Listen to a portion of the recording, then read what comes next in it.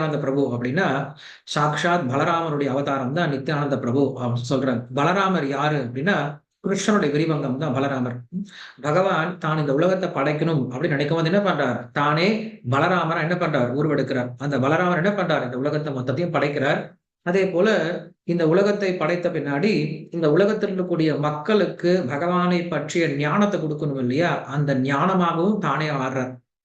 அதனாலதான் பலராமர் வந்து நமக்கு ஆதி குரு அப்படின்னு சொல்லப்படுது. ம். நம்ம எல்லாருக்குமே கண்டிப்பா குரு அப்படிங்கிறது தேவை.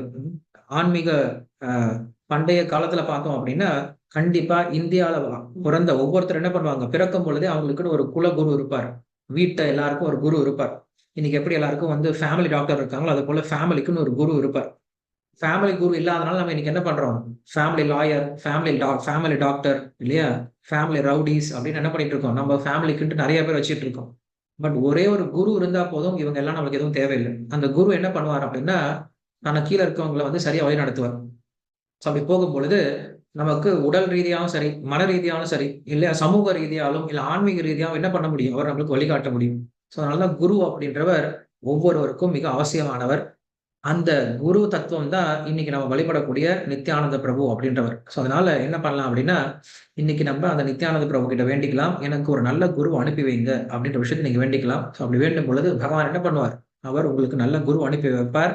அந்த குரு நமக்கு தேவையான எல்லாத்தையும் சொல்லிக் கொடுக்க முடியும். குரு அப்படின்றவர் வெறும் ஆன்மீகத்த மட்டும் கிடையாது.